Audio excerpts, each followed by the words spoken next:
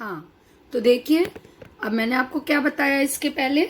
मैंने आपको ये बताया कि राजा ने, यहाँ तक आपको ये लाइन पढ़ाई कि तत्कविराह राजन आकर्ण्य मद गृहित स्थितम, कि राजा आप राजन मेरे घर की स्थिति को सुनिए। आकर्ण्य, कर्ण मतलब कान से सुनना, मद मतलब मेरी, गृहस्थी स्थिति, गृहस्थ की स्थिति को, मेरी गृहस्थी की स्थिति को सुनिए।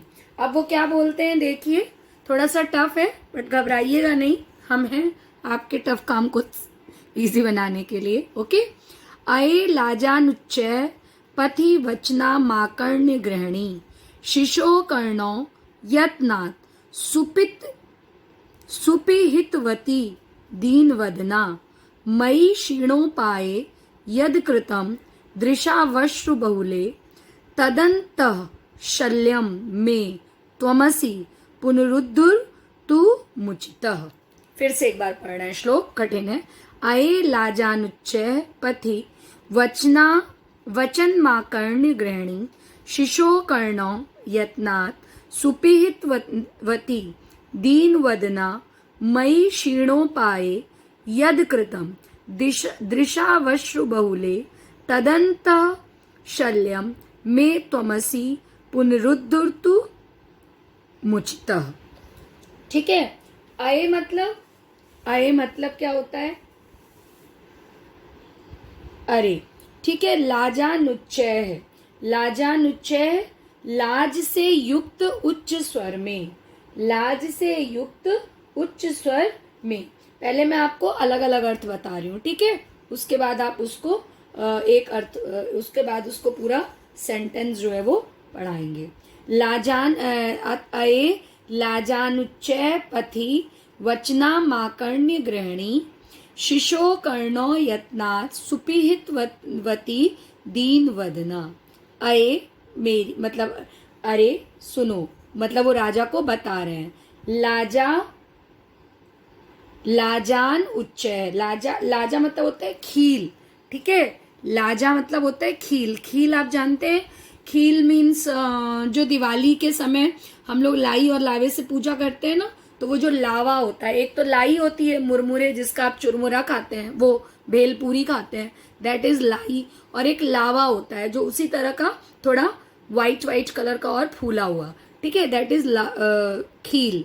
तो यहाँ पर खीलों को उच्चय मतलब ऊंचे स्वर में, वचना माकर्ण्य गृहिणी, गृहिणी मतलब होता है घर की स्त्री, गृहिणी मतलब घर की स्त्री, ठीक है, गृहिणी मतलब घर की स्त्री।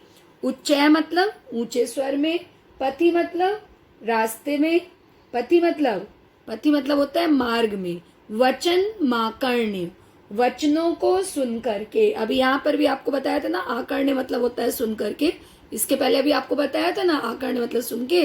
तो वचना माकर्ण्य वचनों को सुन करके। शिशो मतलब बच्चा, शिशो मतलब बच्चा। कर्णो मतलब कानों को, कर्णो मतलब कानों को। यत्नात् यत्न पूर्वक सुपिहितवती, सुपिहितवती, सु मतलब अच्छी प्रकार से, सु मतलब अच्छी प्रकार से, पिहितवती ढक लिया, अच्छी प्रकार से ढक लिया।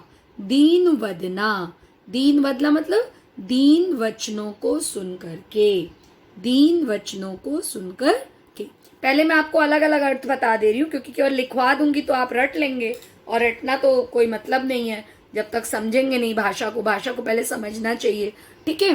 तो अलग अलग अर्थ बता रही हूँ। तो चलिए इन दो लाइनों का अर्थ हम लोग अब देखते हैं कि मार्ग पर, पथि मतलब मार्ग पर, ऊंचे स्वर में, उच्चय मतलब ऊंचे स्वर में, मार्ग पर ऊंचे स्वर में, लाजानु अये मतलब क्या बताया था? अरे। अये मतलब क्या बताया था?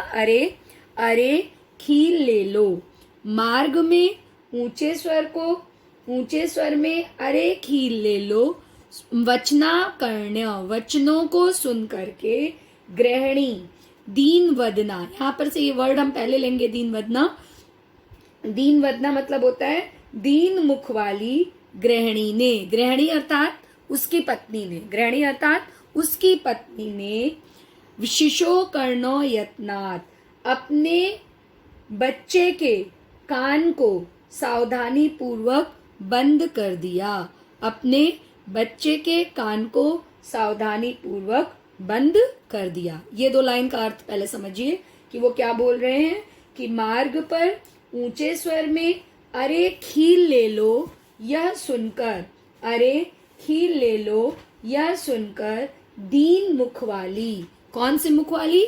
दीन वदना, दीन मुख वाली मेरी पत्नी ने बच्चे के कान को सावधानी पूर्वक, मेरी पत्नी ने बच्चे के कान को सावधानी पूर्वक बंद कर दिया, बंद कर दिया। ठीक है, और देखो, मयि क्षीणो पाए यद कृतम दृशावश्रु बहुले तदंतः शल्यम में त्वमसि पुनरुद्धर मुचितः। इसको अलग से समझिए, फिर से समझिए।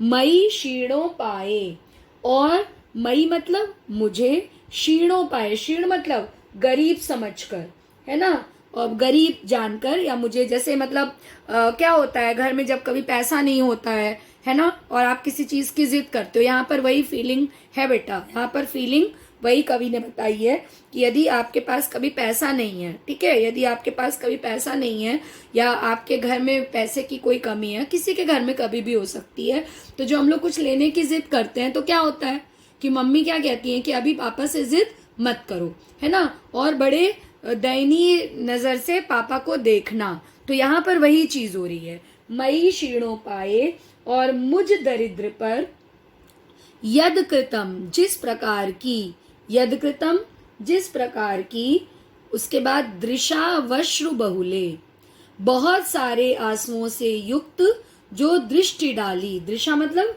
मुझे जो देखा, और उन्होंने मुझ पर बहु दृशावश्रु बहुले, वश्रु बहुले मतलब वो बहुत रो रही थी, उसकी आंखें आंसुओं से भरी हुई थी, और मुझ पर ऐसा कह, मतलब उसके कानों को बंद किया। मार्ग में क्या हुआ, इसको पहले साधारण भाषा में आप समझिए, पहले आप इसे साधारण भाषा में समझिए, फिर हम अनुवाद इसको लिखवाएंगे आपको, कि मार्ग से कोई खील वाला जा रहा था, अरे खील ले लो कहकर। अब बच्चा क्या है, बच्चा घर में भूखा है, बच्चा घर में भूखा है, तो उसकी पत्नी ने क्या किया, उस कवि की पत्नी ने उस बच्चे के कानों को यत्न पूर्वक बंद कर दिया, और मुझे दीन समझकर, या मुझ दरिद्र पर जो अश्रुपूर्ण दृष्टि डाली, तदन शल्यम में त्वमसि पुनरुद्ध मुचित, तदंतः शल्यम, तदंतः शल्यम, तदंतः तब वो, तद मतलब उसके पश्चात ना, तो जब उसने दृष्टि डाली तब वो शल्यम, शल्यम मतलब क्या होता है, कांटा, शल्यम मतलब कांटा, अंतः शल्यम, तदंतः शल्यम, तद धन अंतः धन शल्यम, इसमें 3 वर्ड्स हैं, तद धन अंतः धन शल्यम। तद मतलब तब, वह, अंतम मतलब हृदय में, शल्यम मतलब कांटे के समान, तब वो हृदय में कांटे के समान, में मतलब मेरे, तब वो मेरे हृदय में कांटे के समान गड़ गई। त्वमसि पुनरुद्ध मुचित, पुनरुद्ध मुचित, तब उस, त्वमसि मतलब तब उसको, त्वमसि मतलब तुम ही हो, त्वम धन असि तुम हो, ठीक है, त्वमसि त्वम धन असि तुम हो, किस चीज के लिए, पुनरुद्ध, ये शब्द क्या है, पुनरुद्ध मुचित, पुनः ऊर्धत्व मुचित, ऊर्धत्व मुचित मतलब, मुचित मतलब होता है निकालने में, और ऊर्धत्व मतलब होता है योग्य, ठीक है, पुनः मतलब फिर से। उसके बाद ये शब्द देखें, ऊर्धंत मुचित, कि उसको निकालने में तुम ही युक्त हो। क्या बोल रहे हैं वो, कि मुझ दरिद्र पर जो दृष्टि डाली वह मेरे हृदय में कांटे के समान गड़ गई, और जिसे निकालने में आप ही समर्थ हैं, जिसे निकालने में आप ही समर्थ हैं। राजा शिव शिव इति उदीर्यन प्रत्यक्षम लक्ष्यम दत्वा प्राह, राजा ने क्या बोला? राजा बोले, राजा, अब यहाँ पर राजा जब ये बात को सुनते हैं, वो क्या कहता है कि जब खील वाला आया तो मेरी पत्नी ने कानों को बंद कर दिया बच्चे के, और मेरी आंखों में जो आंसुओं से भर करके उसने देखा, उससे मेरे हृदय में कांटे के समान जो दृष्टि गड़ गई, उसको निकालने में हे राजा आप ही समर्थ हैं। मतलब आप ही मेरी मदद, आप ही समर्थ मतलब क्या? कांटा थोड़े ही चुभ गया उसको जिसको राजा निकाल देगा, नहीं। इसका मतलब जो दुख उसको प्राप्त हुआ कि मेरे बच्चे को खील तक नहीं मिल रहे हैं, मतलब रास्ते का लावा कितना सस्ता आता है, कितने कम पैसे का आता है। आप दिवाली में लेने जाते हैं टचवुड तो बहुत कम पैसे में बहुत ज्यादा लावा आ जाता है, लेकिन यहाँ पर ब्राह्मण की स्त्री के पास इतने भी पैसे नहीं है कि वो उस लावे को भी खरीद सके। तो उससे उसने जो आंखों में आंसू भर के और मेरी ओर जो दृष्टि डाली है और मेरे हृदय में उससे जो कांटा चुभा है, उसको निकालने में आप ही समर्थ हैं। ठीक है, समझ में आया? देखिए इसमें 4 जो श्लोक है ना, उनके अर्थ मैं आपको पीडीएफ में खुद लिख के भेजूंगी। किस तरह से लिखने हैं वो आपको मैं पीडीएफ में खुद लिख के भेजूंगी, लेकिन जो लाइंस हैं उनको आप खुद से लिखेंगे। तो हम और आप मिलके करेंगे कुछ बढ़िया काम, ठीक है? क्योंकि टफ चैप्टर है, तो जो प्रोज वाला पोर्शन है वो आप लिखेंगे, जो श्लोक वाला है वो मैं आपको पीडीएफ में लिख करके भेजूंगी। तब आप अपने नोट्स इस चैप्टर के तैयार करेंगे, और मैं बार बार कह रही हूँ कि ये इम्पोर्टेंट चैप्टर है। अब देखिए उसके बाद क्या हुआ। राजा शिव शिव इति उदीर्यन प्रत्यक्षरम लक्षम दत्वा प्राह त्वरितम गच्छ गेहम त्वद्गृहिणी खिन्ना वर्तते। राजा ने शिव शिव कहते हुए, राजा ने शिव शिव कहते हुए, इति उदीर्यन, उदीर्यन मतलब होता है बेटा कहते हुए, प्रत्यक्षरम प्रत्येक धन अक्षरम, प्रत्यक्षरम मतलब प्रत्येक धन अक्षरम, प्रत्येक अक्षर पर, लक्षम मतलब लाख मुद्राएं, लक्षम मतलब लाख मुद्राएं, दत्वा देकर कहा। जब राजा ने इतनी गरीबी की बात सुनी, देखिए क्योंकि अनुवाद है तो आप कहानी तो बेटा लिखेंगे नहीं, याद रखिए कि अनुवाद है तो आप कहानी नहीं लिखेंगे, आपको टू द पॉइंट अर्थ लिखना होगा। आपको क्या लिखना होगा? टू द पॉइंट अर्थ। तो आप लिखेंगे कि हिंदी नहीं है कि आप एक्सप्लेन करेंगे, है ना? तो राजा ने शिव शिव कहते हुए प्रत्येक अक्षर पर, लिखे इसको, प्रत्येक अक्षर पर लाख मुद्राएं देकर राजा ने कहा, त्वरित गच्छ गेहम, तुरंत घर जाओ, तुम शीघ्र घर जाओ। त्वद ग्रहणी खिन्ना वर्तते, तुम्हारी ग्रहणी खिन्न है, तुम्हारी स्त्री दुखी है, तुम्हारी स्त्री या पत्नी दुखी है, तुम्हारी पत्नी ज्यादा अच्छा सही वर्ड होगा, तुम्हारी पत्नी दुखी है, तुम तुरंत घर जाओ। अन्यदा भोजम श्री महेश्वरम नमितुम शिवालयभ्यम गच्छत तदा कोऽपि ब्राह्मण राजानाम शिव सन्निधौ प्राह देव। अन्यदा भोजम, अन्यदा अगले दिन, अन्यदा मतलब अगले, अब एक घटना ये हुई, इसके अगले दिन भोज, राजा भोज, श्री महेश्वरम, श्री महेश्वरम मतलब भगवान शंकर के, भगवान शंकर को नमितुम मतलब नमन करने के लिए, अर्थात भगवान शंकर की पूजा करने के लिए। अगले दिन राजा भोज भगवान शंकर को या श्री महेश्वर को पूजने के लिए या उनको नमन करने के लिए, उनकी पूजा करने के लिए शिवालयभ्यम गच्छत, शिवालय गए, मतलब शंकर जी के मंदिर गए, शंकर जी के मंदिर गए या शिवालय गए। अन्य दिन या अगले दिन, अन्य दिन नहीं होगा, अगले दिन होगा। अगले दिन राजा भोज भगवान शंकर की पूजा करने या श्री शंकर भगवान की, श्री महेश्वर की पूजा करने या उनको नमन करने शिवालय के लिए गए। तदा कोअपि ब्राह्मण, तब किसी ब्राह्मण ने राजा नाम शिव सन्निधौ प्राह, राजा के समीप आकर कहा। तब किसी ब्राह्मण ने राजा नाम शिव सन्निधौ प्राह, राजा के समीप आकर कहा, देव। क्या कहा उसने? सुनिए ध्यान से। अर्धम दानव वैरणा गिरिजा या परधेयम शिव स्याहित्रम देवेत्थम जगती तले पुरहरा भावे समून्मीलति गंगा सागर अंबरम शशिकला नागाधिप क्ष्मातलम सर्वज्ञत्व मधीश्वर त्वमगत त्वाम माम तू भिक्षाटनम। फिर से बता रहे हैं क्या हुआ।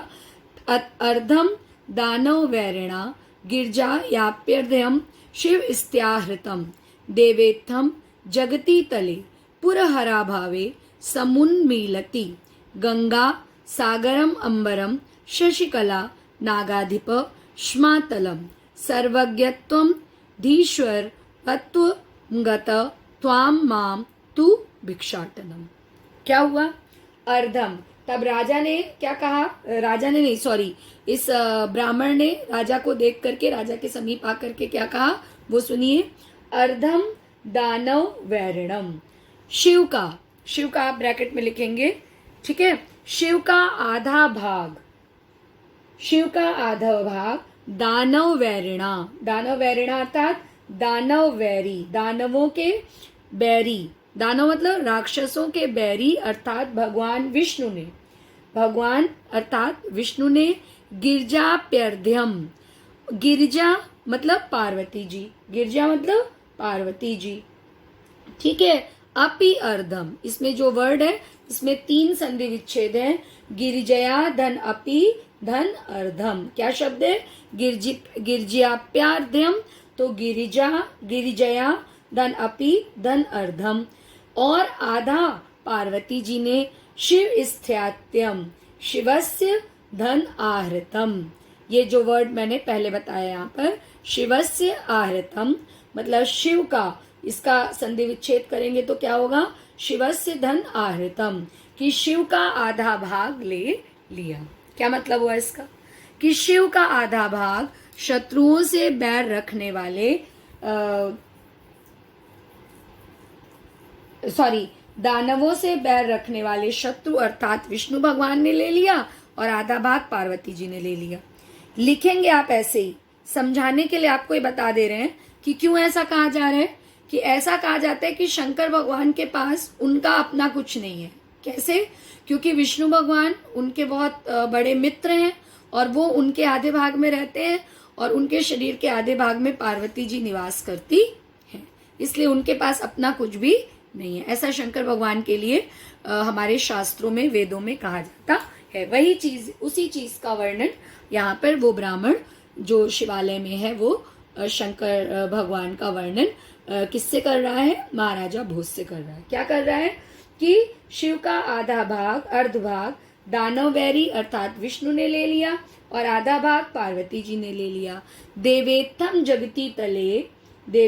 जगती तले पुरहरा भावे, ठीक है, समून मीलति, इस प्रकार से देवेत्थम जगती तले मतलब इस पृथ्वी के तल पर, इस प्रकार से पृथ्वी के तल पर पुरहर धन अभावे, पुरहरा भावे क्या वर्ड का मतलब है, पुरहर एक वर्ड है, पुरहर और दूसरा अभावे अर्थात शिव का अभाव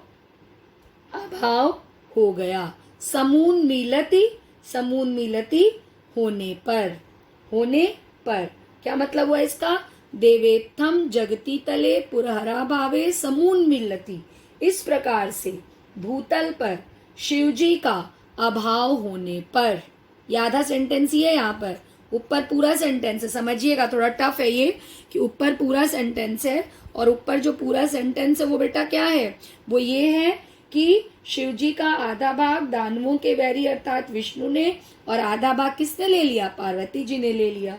इस प्रकार से अब चूंकि आधा उन्होंने ले लिया, आधा उन्होंने ले लिया, ठीक है, तो इस प्रकार से क्या हुआ, इस पृथ्वी पर शिवजी का अभाव होने पर, पुरहरा भावे अभाव होने पर, ठीक है, या अभाव समून मिलती मतलब दिखाई देने पर भी आप कह सकते हैं, या अभाव होने पर, कौमा गंगा सागर अंबरम शशिकला नागाधिप स्मातलम सर्वज्ञम मधीश्वर त्वम गतम त्वाम माम तू भिक्षाटनम।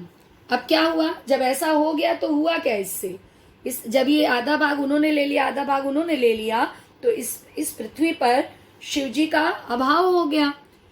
जो शिव तत्व था उसका आधा अभाव हो गया, शंकर भगवान का अभाव हो गया। तो क्या हुआ, गंगा अर्थात गंगा नदी, सागर अंबरम, गंगा सागर में चली गई, गंगा सागर में, सागर, अंबरम शशिकला, अंबरम शशिकला, शशिकला मतलब चंद्रमा, शशिकला मतलब चंद्रमा, चंद्रमा अंबर में, चंद्रमा अंबर अर्थात आकाश में, तथा नागाधिप, नागाधिप मतलब नागराज, नागाधिप, नाग धन आधिप अर्थात नागों के स्वामी अर्थात नागों के राजा अर्थात कौन, शेषनाग, इश्मातलम, इश्मातलम मतलब होता है पृथ्वी तल को, इश्मातलम मतलब पृथ्वी तल में समा गए, समा गए, क्या हुआ, ठीक है, समा गए।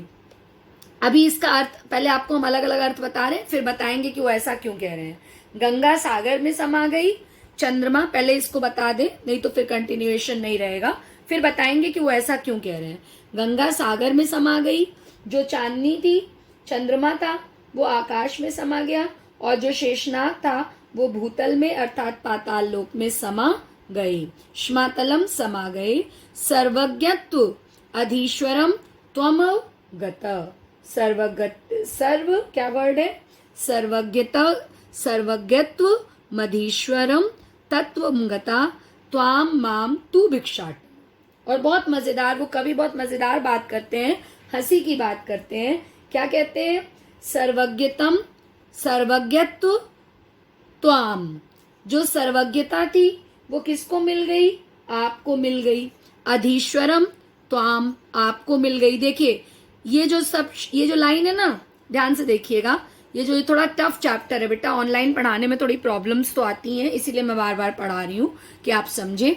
सर्वज्ञत्व धीश्वरम तत्वमगत्व त्वाम माम तू भिक्षाटनम, कि जो सर्वज्ञता थी और जो अधीश्वरपन था, अधीश्वरता मतलब कि वो राजा है, तो जो सर्वज्ञता थी कि मतलब सारी चीजों को जानना, और अधीश्वरता जो राजा बनने का पन था, वो क्या हुआ, त्वाम, आप में आ गई, त्वाम आप में आ गई। ठीक है भाई, सर्वज्ञ कौन होता है, जो सब कुछ जानता है, और अधीश्वर कौन होता है, जो राजा होता है।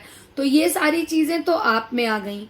माम तू भिक्षाटनम, और मुझ में तो क्या आ गया, भिक्षाटन मिल गया मुझे, मतलब मेरे उसमें क्या आया, मेरे भाग्य में क्या आया, मेरे भाग्य में भिक्षाटन, भीख मांगना आया। जो ब्राह्मण लोग होते हैं, मतलब भिक्षा मांगनी आई, भीख तो नहीं कहेंगे, सॉरी, पार्डन मी, भिक्षा मांगना मतलब ये आपका जो भिक्षा दी जाती, जैसे जब ब्राह्मण लोग, पंडित लोग जब आते हैं और हमारे घरों में पूजा पाठ कराते हैं, तो हम लोग उनको कुछ दक्षिणा देते हैं ना, तो वो कह रहे हैं कि जब, चूंकि वो किस लिए ये कह रहे हैं, अब आप इसको समझिए, लिखेंगे नहीं, अभी लिखेंगे नहीं, इसको समझिएगा आप कि राजा कहाँ गए हैं, राजा शंकर भगवान के मंदिर गए हैं उनकी पूजा करने, राजा शिव जी के मंदिर गए हैं उनकी पूजा करने, उनको नमन करने, और वहां पर कोई ब्राह्मण राजा के पास आता है और उनसे क्या कहता है, वो उनसे ये कहता है कि शिव जी का जो आधा भाग था वो विष्णु भगवान ने ले लिया,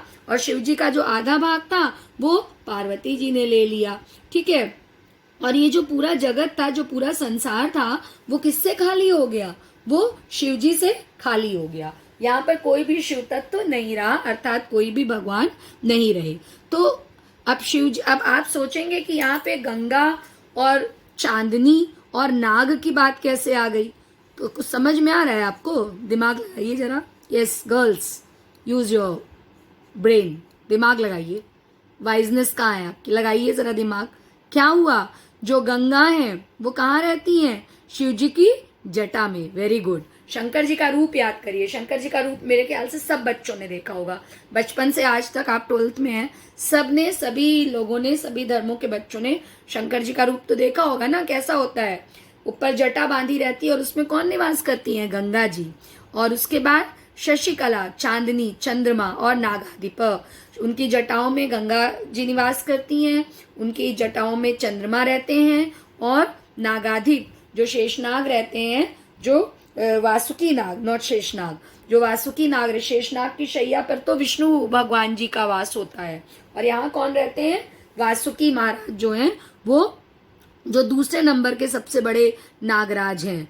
याद रखिएगा कि जो शेषनाग है वो सबसे बड़े नागों के राजा कहे जाते हैं इंडियन कल्चर के अनुसार, भारतीय संस्कृति के अनुसार, या हमारे वेदों के अनुसार।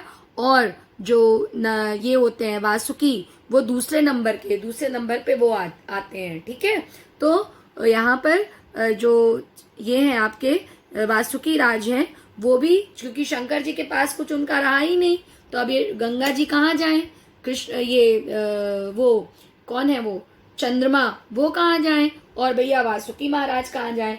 तो उन लोगों ने क्या किया, गंगा सागर में चली गई, चंद्रमा जो है वो आकाश में चले गए, नागराज जो है वासुकी राज वो भूतल में पाताल लोक में चले गए।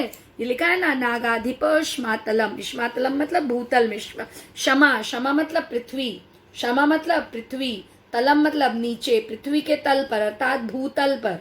ऐसे ही नहीं बोल रहे हैं हवा में, शब्द के अर्थ हैं श्मा तलम, श्मा मतलब पृथ्वी और तलम मतलब नीचे, पाताल लोक में, पृथ्वी के नीचे अर्थात पाताल लोक में चले गए। अब उसके बाद दुनिया में क्या बचा, उसके बाद दुनिया में बचे राजा और ब्राह्मण। तो राजा के हिस्से में क्या आया, जो सर्वज्ञता थी और जो राजापन था, जो अधीश्वरता थी कि सब मेरे अधीन होंगे, वो राजा के हिस्से में आया। और मेरे हिस्से में क्या आया, ब्राह्मण बोलते हैं कि मेरे हिस्से में तो भिक्षाटन आया। राजा तुष्ट तस्मै प्रत्यक्षरम लक्षो ददो, राजा तुष्ट, राजा ने प्रसन्न होकर, राजा तुष्ट, राजा ने प्रसन्न होकर, तस्मै प्रत्यक्षरम लक्षम ददो, उनके प्रत्येक अक्षर पर उनको क्या दी, क्या दी, स्वर्ण मुद्राएं दी। राजा ने उनके प्रत्येक अक्षर पर उनको स्वर्ण मुद्राएं दी। समझ में आया? तो ये यहाँ चैप्टर यहाँ से यहाँ तक समझ में आया आपको? कठिन चैप्टर है, बट मैंने बहुत अच्छे से एक एक वर्ड एक्सप्लेन किया है बेटा, और मैंने बहुत अच्छे से इसको एक एक वो भी किया है। अच्छे से मीन्स मतलब आपको समझ में आए कि पूरा डिटेल में आपको एक्सप्लेन किया है, एक एक वर्ड, एक एक शब्द। ये भी कहा है आपसे कि इसका जो प्रोज वाला पोर्शन है वो आप खुद से लिखिए, अभी पढ़ते समय, वीडियो देखते समय रफ कॉपी में लिखिए, प्रैक्टिस करिए। और जो श्लोक के अर्थ हैं वो मैं जब चारों श्लोक पढ़ा लूंगी तो आपको भेजूंगी, मैं पीडीएफ भेजूंगी, और आप अपने इस चैप्टर के नोट्स तैयार करेंगे। प्लीज याद रखिए, जो प्रोज वाला पोर्शन है वो आप लिखेंगे, इसको मैं भेजूंगी, और आप इस चैप्टर के प्रॉपर नोट्स तैयार करेंगे। ठीक है, क्योंकि ये बोर्ड के लिए एक इम्पॉर्टेंट चैप्टर है। तो kindly prepare your notes for this chapter also. I hope so कि आपने संस्कृत भाषाया महत्वम के जो वो थे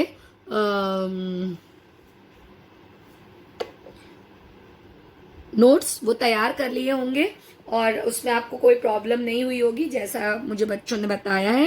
and I am feeling very happy for that. और इससे ज़्यादा मैं इसलिए खुश हूँ कि अगर मैंने मेहनत से पढ़ाया और आपने मेहनत से पढ़ा तो वो चैप्टर भी हमारे कोर्स में है। और एक चीज़ और, इसके अलावा जितने चैप्टर मैंने आपको पढ़ाए हैं सब आपके कोर्स में है।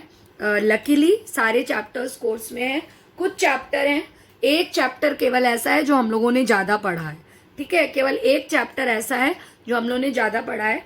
मैंने आपको पहले ही वीडियो में ये बता दिया है कि वीडियो एक अलग से भेजा है मैंने अपना, और उसमें मैंने आपको बता दिया है कि क्या आपके कोर्स में है और क्या आपके कोर्स में नहीं है। और उसी वीडियो में मैंने आपको ये भी बताया है कि पढ़ाया हुआ एक चैप्टर पोएम का, जो कि या ध्यान से सुनिए, फिर से मैं आपको बता दे रही हूँ अगर आपने वो वीडियो ना देखा हो, कि B1 B2 और कॉमर्स को उसे पढ़ना है और आर्ट साइड को उसे नहीं पढ़ना है। प्लीज ये याद रखिएगा, B1 B2 और कॉमर्स को उस चैप्टर को पढ़ना है और आर्ट साइड को उसे नहीं पढ़ना है। Okay, so I hope so कि आपको ये दोनों श्लोक जो हैं, ये वाला श्लोक और ये वाला श्लोक समझ में आया होगा।